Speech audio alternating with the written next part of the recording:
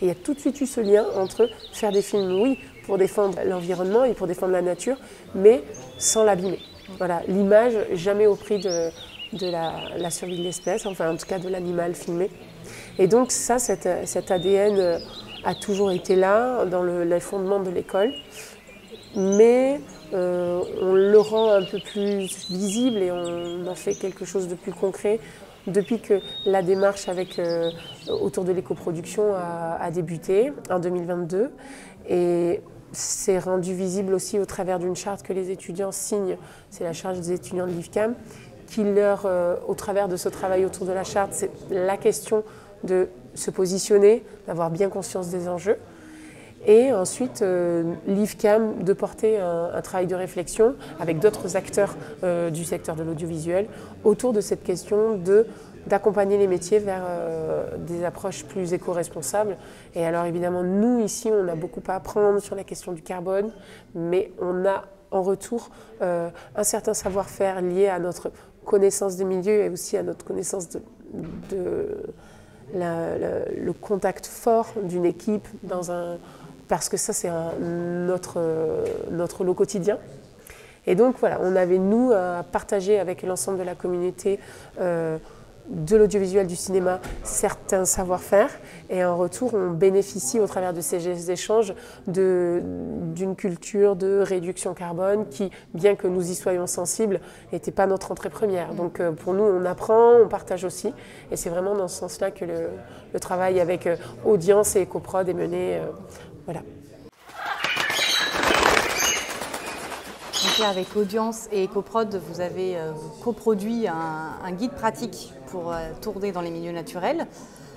Ça pose la question de l'émergence de nouveaux métiers, peut-être dans le cinéma, avec des conseillers sur les bonnes pratiques écologiques. Est-ce que c'est une piste que vous souhaitez développer ici à l'IFCAM, auquel vous réfléchissez, de proposer une formation spécifique à ces métiers-là?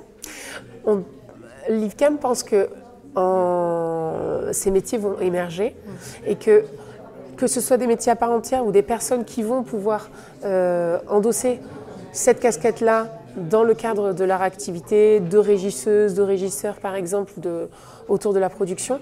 Dans tous les cas, il y a un besoin de formation et tout l'effort qui a été fait autour du carbone et de la réduction du carbone va forcément évoluer vers les questions de biodiversité.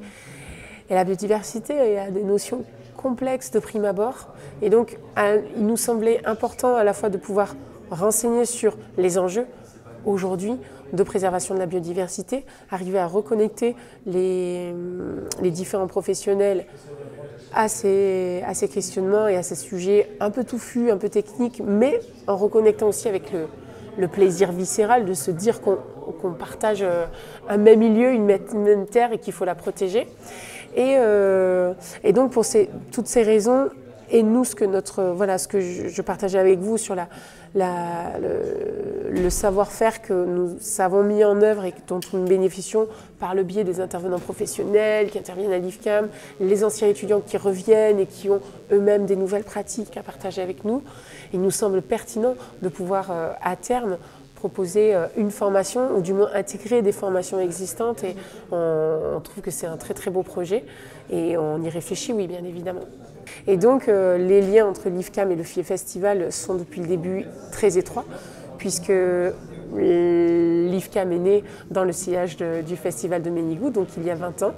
Et aujourd'hui, l'IFCAM propose des formations universitaires et des stages accessibles en formation continue pour un public plus professionnels qui souhaiteraient se former sur des temps un peu plus courts, soit aux méthodes de tournage, soit à l'écriture, au mixage, vraiment c'est toutes les phases de réalisation d'une production.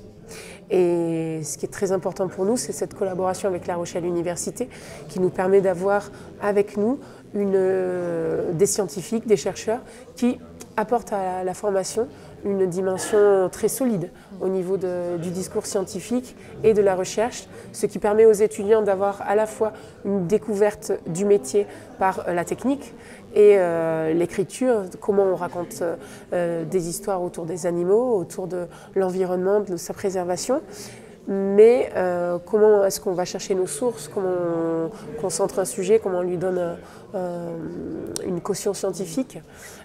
Et évidemment, la dimension très particulière de notre institut, qui est de mettre en relation les étudiants avec la faune et la flore, et de faire que ces tournages soient encadrés, en tout cas que les étudiants soient très conscients de l'importance de préserver l'environnement, enfin, en tout cas les espèces, que ce soit la faune et la flore, et donc d'avoir une démarche vraiment consciente au niveau de leur approche et de leur préparation de tournage. Merci beaucoup. Merci.